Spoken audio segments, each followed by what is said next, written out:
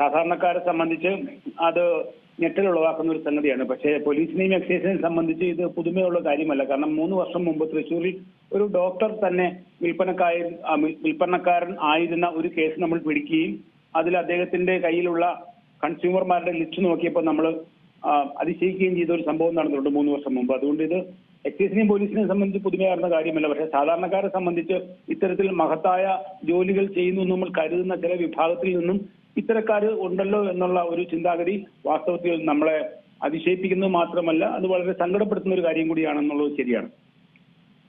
തീർച്ചയായും ഇത് എല്ലാ ദിവസങ്ങളിലും ഇത്തരത്തിലുള്ള ലഹരി വാർത്തകളൊക്കെ നമ്മൾ കേൾക്കുകയാണ്.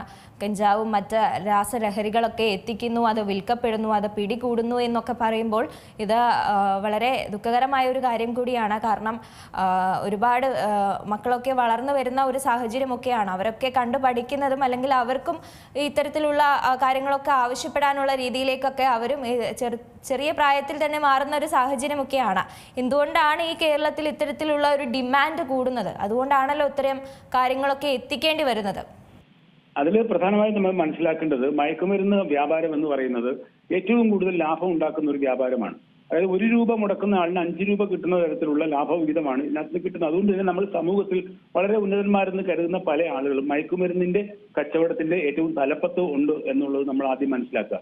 അതുകൊണ്ട് തന്നെ അവർ ഓരോരോ വിഭാഗത്തിലും വിൽപ്പന നടത്തുന്നതിന് അതാത് വിഭാഗത്തിലുള്ള ആളുകളെ തന്നെ തിരഞ്ഞെടുക്കുന്നു എന്നുള്ളതും നമ്മൾ മനസ്സിലാക്കുക.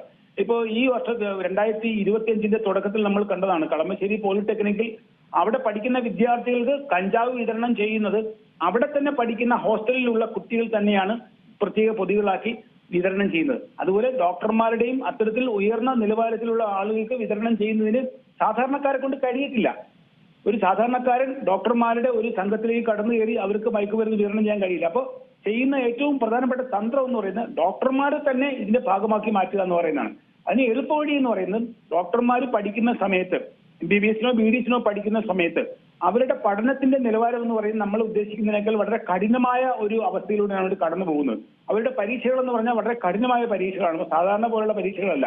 അപ്പൊ അത്തരം പരീക്ഷകൾക്ക് പ്രിപ്പയർ ചെയ്യുന്ന ആളുകൾക്ക് മനസ്സ് ശാന്തമാവാൻ, ബുദ്ധി വർദ്ധിക്കാൻ, ഓർമ്മ നിലനിർത്താൻ എന്നൊക്കെ പറഞ്ഞിട്ട് അവരെ ഈ പറയുന്ന മയക്കുമരുന്നിലേക്ക് അടിമപ്പെടുത്തുന്നതിന് വേണ്ടിയിട്ടുള്ള സംഘം ആ കോളേജിൽ തന്നെ പ്രവർത്തിക്കുന്നുണ്ടാവും.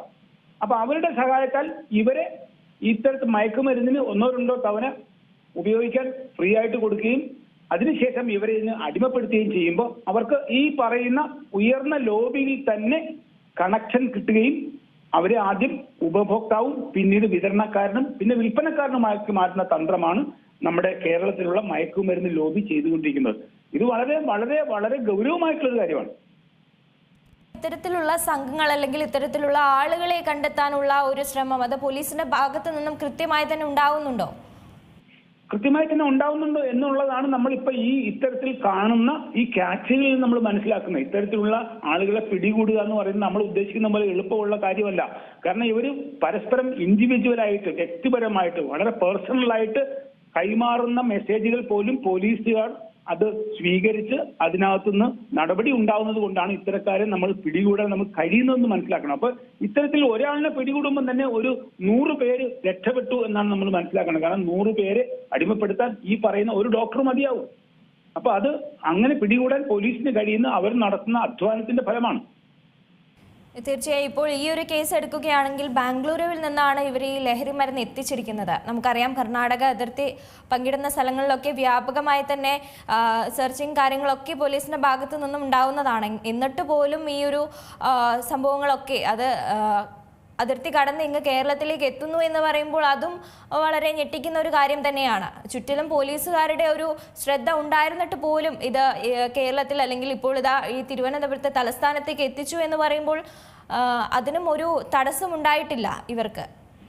അത് നമ്മൾ പ്രധാനമായിട്ട് മനസ്സിലാക്കേണ്ടത് ചില പ്രത്യേക വിഭാഗക്കാരെ ഈ പോലീസോ എക്സൈസോ പരിശോധന നടത്തുമ്പോൾ സാധാരണഗതിയിൽ പരിശോധിക്കാറില്ല. ഇപ്പൊ നമ്മൾ എക്സൈസുകാരോ പോലീസുകാരോ പരിശോധന നടത്തുമ്പോൾ ഒരു കാർ വന്ന് നിൽക്കുന്ന ഒരു ഡോക്ടർ മാന്യമായ വേഷം ധരിച്ച ഒരാള് ഞാൻ ഡോക്ടറാണെന്ന് പറഞ്ഞാൽ നമ്മൾ പിന്നെ ആ കാർ പരിശോധിക്കാതെ വിടുകയാണ് ചെയ്യുന്നത്. അപ്പൊ ആ ഒരു പ്രിവിലേജ് ദുരുപയോഗം ചെയ്യാൻ ഇവര് തുനിയുന്നതാണ് ഇതിന്റെ പ്രശ്നം. പക്ഷേ ഇത്തരക്കാരെ കുറിച്ചുള്ള രഹസ്യ വിവരങ്ങൾ കിട്ടിയിട്ടാണ് പോലീസോ എക്സൈസോ പരിശോധന നടത്തുന്നത്. കൃത്യമായും അവരുടെ വാഹനവും അവരുടെ ദേഹപരിശോധനയും നടത്തി പിടികൂടിയിരിക്കും. നോർമലി സംഭവിക്കുന്നത് ഒരു ഡോക്ടറാണെന്നോ അല്ലെങ്കിൽ അത് അത്തരത്തിലുള്ള സമൂഹത്തിലെ ഉയർന്ന ശ്രേണിയിൽപ്പെടുന്ന ഒരാളാണെന്ന് നമ്മളോട് പറയുമ്പോൾ സാധാരണ രീതിയിൽ നമ്മൾ അവരെ വിശ്വസിച്ച് ആ പ്രിവിലേജ് നൽകി വിടും. അപ്പൊ ആ ഒരു ധാരണയിലായിരിക്കും ഒരുപക്ഷെ അവർ കടത്തിക്കൊണ്ടുവരുന്നത്. തീർച്ചയായും ഇപ്പോൾ നമുക്കറിയാം നമ്മുടെ രാജ്യത്തുള്ള അല്ലെങ്കിൽ നമ്മുടെ സംസ്ഥാനത്തുള്ള നിയമങ്ങളൊക്കെ നമുക്കറിയുന്നതാണ്. ഈ ഒരു നിയമങ്ങളിലൊന്നും അല്ലെങ്കിൽ ഇത്തരം പിടിക്കപ്പെട്ട് കഴിഞ്ഞാൽ അവർക്കുള്ള ശിക്ഷയൊന്നും പ്രോപ്പറായിട്ട് കൊടുക്കാത്ത ഒരു സാഹചര്യമൊക്കെ ഉണ്ടാകുന്നുണ്ട്. കാരണം നമുക്കറിയാം കഴിഞ്ഞ ദിവസം നമ്മളൊരു വാർത്ത കണ്ടിരുന്നു, ഈ പിടിച്ചു വെച്ചിരിക്കുന്ന കഞ്ചാവ് അത് എലി കഴിച്ചു എന്ന പേരിൽ തെളിവില്ല എന്ന് പറഞ്ഞ് ആ കേസ് തള്ളിപ്പോകുന്ന സാഹചര്യം, ഈ പ്രതികളെ വെറുതെ വിടുന്ന ഒരു സാഹചര്യമൊക്കെ ഉണ്ടായിട്ടുണ്ട്, അതും കേരളത്തിൽ തന്നെ. അത് വളരെ അപൂർവമായി സംഭവിക്കുന്ന കാര്യമാണ്. ഇപ്പൊ മയക്കുമരുന്ന് കേസുകളിൽ എക്സൈസിന്റെയും പോലീസിന്റെയും മയക്കുമരുന്ന് കേസുകളിൽ 100 പേരെ നമ്മൾ ട്രയൽ ചെയ്താൽ 90 പേർക്കും ശിക്ഷ കിട്ടുന്ന അവസ്ഥയാണ് ഇപ്പോൾ ഉള്ളത്. 90-ലധികം പേർക്ക് ശിക്ഷ കിട്ടുന്ന അവസ്ഥ. അതൊക്കെ വളരെ അപൂർവമായി സംഭവിക്കുന്ന കാര്യങ്ങളാണ്. അതെങ്ങനെ സംഭവിച്ചു എന്നുള്ളതിനെ സംബന്ധിച്ച് എനിക്ക് ധാരണയില്ല. ഏറ്റവും പുതിയ വാർത്തകളും വിശേഷങ്ങളും വിരൽ തുമ്പിലറിയാൻ സീ മലയാളം ന്യൂസ് എല്ലാ ഡിജിറ്റൽ പ്ലാറ്റ്ഫോമുകളിലും ലഭ്യം.